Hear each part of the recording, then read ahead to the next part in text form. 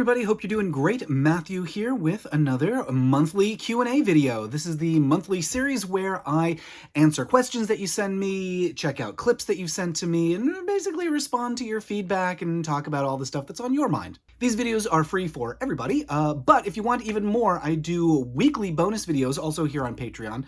So if you're at the free level right now, you can just jump up to the $2 a month level, and then you'll get weekly videos from me. All right, so let's jump into your feedback, starting with some talk about my mother the car.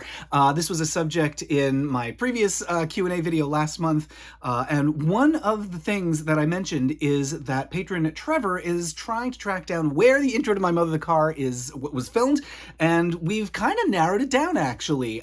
Patron T-Bone SF identified as probably somewhere in Pasadena. It looks like the mountain contours actually do kind of match, and so they've got sort of the right vicinity. But if you have any further leads, or if anything looks familiar in this opening, please let us know so we can pinpoint the exact location of the intro of My Mother the Car. Why are we trying to do that? I don't know. Also, patron Zardogs has a really interesting question. They said that they weren't really sure how My Mother the Car the show My Mother the Car first came to their attention, but they think that it was in the comic strip Bloom County, but they couldn't really remember exactly which comic. So, which daily version of Bloom County. So if you happen to know of which strip of Bloom County first mentions My Mother the Car, please leave your thoughts in the comments, or, I don't know, reach out to me on Twitter so we can identify where My Mother the Car first appeared in the comic Bloom County. All right, getting off the subject of My Mother the Car for now, patron Thomas mentioned that they've been watching a lot of the shows Third Rock from the Sun and That 70s Show, both of which happen to feature in different capacities Joseph Gordon-Levitt, and also both have some gay content that doesn't always age exactly the best. So Third Rock from the Sun, which is a show about a bunch of aliens who are living covertly on Earth, has a very 1960s secret identity kind of vibe to it. Because there were a lot of sitcoms about secret identities in the 1960s. Anyway, so this is a sitcom from the 90s about that. There is an episode where they go to a gay bar, and I think it's actually pretty good. I love when television shows us what they think gay bars are like. This one, not terrible. There's also an episode where the character Sally is mistaken for a drag queen that I think would be handled a little bit differently today. It's not terrible, it's not awful, but there's just some casual misogyny in the episode that kind of makes me go, missed it by that much. Meanwhile, That 70s Show has a gay episode that also doesn't age great, but it's not terrible. Another 90s show, and I think That 70s Show might be the first broadcast sitcom to show a male same-sex kiss. And the reason that it doesn't age great is because it's non-consensual, and the character, the Topher Grace character, reacts with disgust.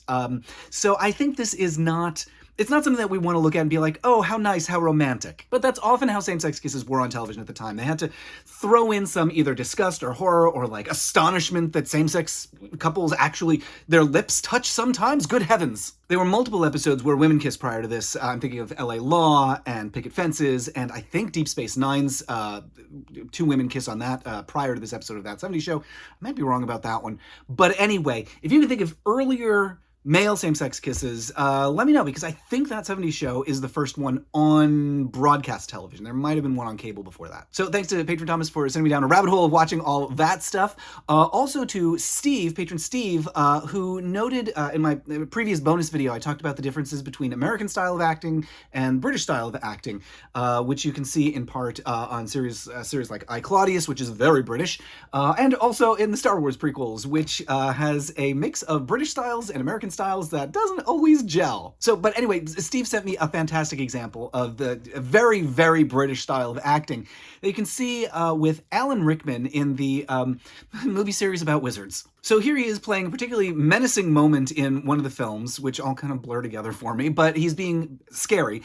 And this is not what you would call a realistic performance whatsoever, but it is, I think, highly effective, emotional, and resonant because it is so heightened and arch and unrealistic.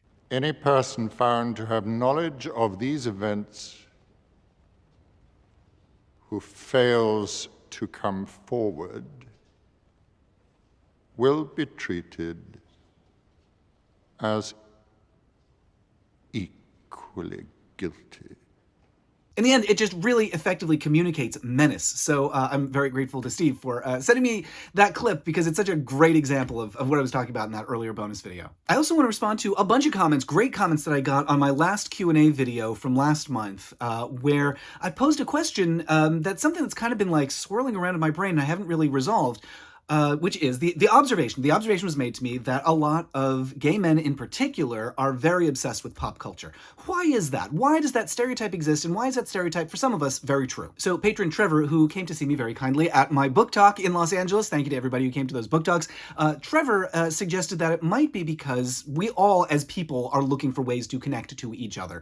And this is one that is particularly open to queer people, pop culture, in a way that other pursuits that might be very male-gendered, such as sports, might be a little more challenging. So this might just be a great way for young gay men to connect to each other. And again, I'm not making a generalization here like all gay men love pop culture, and nobody else does, because that's not true, obviously.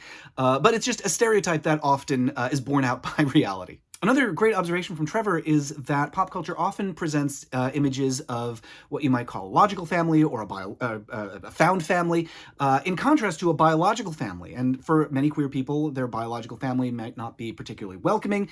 And so the depictions of found families, whether it's like a workplace comedy or, you know, people on a quest or whatever it happens to be, those found logical families speak to us, I think, in a way that is particularly important. And patron Salty Wench makes another great point, essentially agreeing with Trevor that often in our culture, being interested in arts and culture is gendered as a feminine interest. And so that might be a area where queer people, particularly gay men, might feel particularly, well, safer. And Mitch makes another great observation, which is that pop culture and entertainment often requires a ability to read the context of what is going on, an ability to read the room, and to understand meaning within meaning. And that's something that sometimes, when someone is closeted in particular, that's something that's very necessary for them to do for their safety. So it's a skill that many queer people might develop. Getting the subtext of what is being said without being said. In other words, a great way to enjoy pop culture is to look at the subtext of what you're looking at and also compare it, you know, to other pieces that you enjoy. And so the skills that we just sort of, as a survival instinct, often develop can be put to good use as pop culture experts. So I love all those observations. Those are so smart and insightful, and they're things that did not occur to me. So thank you so much for helping me puzzle through this kind of interesting question. I also want to thank Eric for sending me a Fleckman sighting in the wild, a wild Fleckman sighting. Eric was watching an episode of The Golden Girls, and there, lo and behold, somebody mentions the surname Fleckman. So here's the clip. Charlie once made a lot of money in business with a partner who was also a lousy, no-good, underhanded, backstabbing worm. Let me guess, Rose. Ivan Boski, Vander Fluven, Hooven, Meister Garben, Gerben Fleckman. That's the louse. So if you've been watching my bonus videos for like years now, it feels like, I've just had this kind of silly Fleckman obsession because it's an unusual surname that happened to pop up in a few unusual places. And I'm so delighted that now we have one more. So we've got it on, in the movie This Is Spinal Tap, we've got it on the Rita Moreno show, now we've got it on The Golden Girls. Where else? If you know of other Fleckmans out there in the world, please point me in their direction. And another patron named Eric liked that I was talking in a prior bonus video about shows that were unjustifiably canceled, or in some cases very justifiably canceled, but shows that either never made it to pilot or made it to pilot but then didn't go to series. And Eric requested that I do a video at some point about my favorite shows that didn't quite make it, which I think is a very fun idea, and I would love to hear from you all about what your examples of those are. Now, obviously, I love My Mother the Car. I'm also deeply obsessed with the show. It's either called Pop or POP. I'm not sure which. I've seen it written both ways. Never seen a frame of this show, but I'm obsessed because it starred B. Arthur and Charles Durning, and also Fran Drescher. A show with B. Arthur and Fran Drescher? Are you kidding me? I've got to find this thing. So, that's kind of my holy grail of lost media. Now, I think that one did air, but just didn't last very long. But as far as like pilots that were made but didn't make it past that phase, I think one of my favorites is this show Global Frequency, which is not a particularly fun watch, but I think that the concept of it is very fun. So it was made in 2004, 2005. It's based on a Warren Ellis comic. It's set, I believe, in the very near future, kind of like Max Headroom, I guess. But the premise of the show is that there is this secret network of experts on all different topics. And anytime there's a crisis, this secret network called the Global Frequency is able to call them up and kind of pick their brain and try to solve whatever crisis is going on that this covert network needs to deal with. Now, in the show and the comic, this is presented as something that is so cool and futuristic and edgy and neat, but it's really just a Zoom call. Like, that's it. It's like an action show about Zoom calls. And I think that might be one reason why the show just didn't really work out. I'll show you a little clip of it, and this is something that at the time just seemed awesome and amazing. I mean, remember, this is before we had like FaceTime and like cameras in our phones, and the idea that you could do this with people just seemed so neat. But here's a clip from the show. This is the cool part. Welcome to the Global Frequency.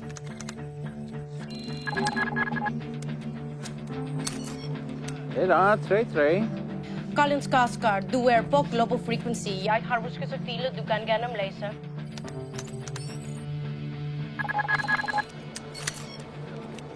968. Audrey McGovern, you're on the Global Frequency. I have satellite data for you to look at.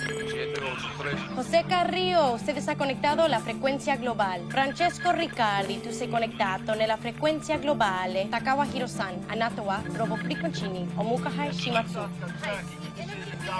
I have Nadia Kroshin from Small Links, Nadia Track-Jenkins, or as we know his Russian name. Puchekin. Puchekin was Soviet army. Nothing special until his file notes. He tested high on a Graf Zimmer test. He disappeared after that. If I may. Dr. Kane, medical historian, retired. Dr. Elias Graf Zimmer was disbarred after intrusive medical experiments attempting to prove the existence of psychic phenomena. Who do we have on paranormal research in the Soviet Union, late 60s, early 70s? Danny Foyle, archivist, Library of Congress.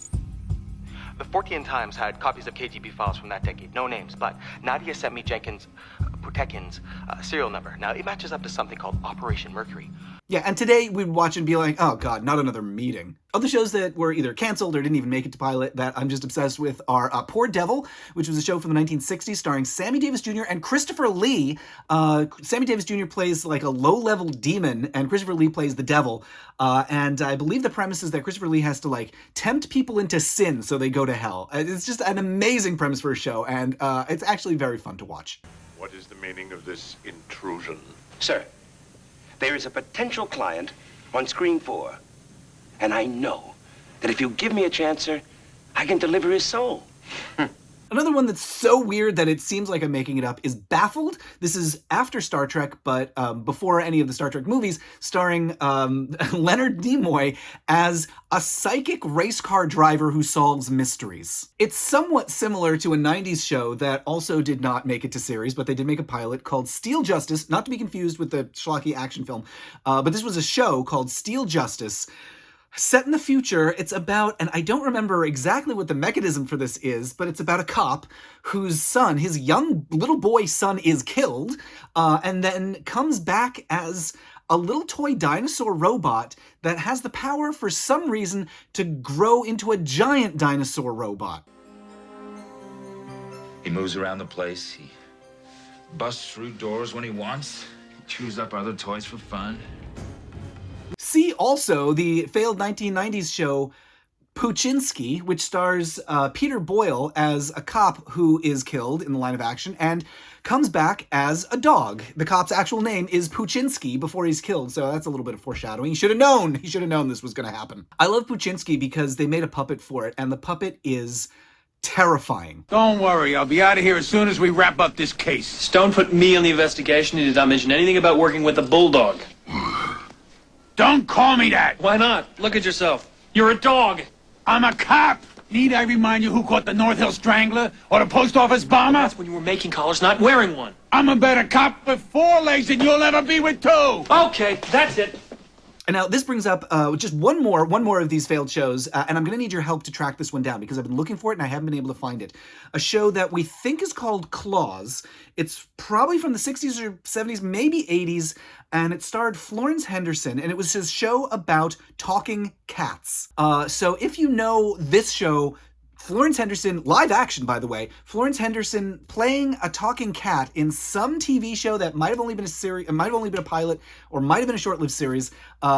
Point me in that direction because I've been looking and I haven't been able to find it. But something that I have been able to find is Turn On, another failed show that has an incredible story. So check out my bonus videos for more about Turn On, which holds the distinction of being a show that was canceled so fast in some markets it didn't even come back from its first commercial break. And of course, you can also join me for free live streams just about every Sunday over on Twitch. So head over to twitch.tv/MattBaum for more of this kind of conversation about weird pop culture in real time. So you can just chat along with me as we look at clips of fun, strange shows, and also shows that people love, that it's not all failures. Also, thanks to everybody who came to see me on my book tour. We're working on more dates, so hopefully we'll have more to announce soon. It's been great to see everyone at all the different cities and bookstores and libraries and stuff that I've gone to. So I've just really enjoyed meeting you all in person. And by the way, if you're enjoying my book, Hi Honey, I'm Homo, please leave a review on the podcast or the book reviewing platform of your choice. Those reviews are extremely helpful. And also on the topic of free things that you can enjoy, please let's get into some libraries. So if your local library doesn't have Hi Honey, I'm Homo, please ask them to get a copy. Also, if your library has live talks, I love doing talks at local libraries. So please, nudge your library to send an invitation my way so we can set something up, whether it's online or in person. I love coming to libraries to do talks. All right, that'll just about do it. I'm still looking for a good sign off for these videos. Haven't really picked a good one yet, but for now, I'm going to go with one suggested by Steve. And so I think we've got a question in the audience there, David. We have a young lady here with an I Love Lucy t-shirt on. Stand up and Take your hands off her, David. Oh, excuse me.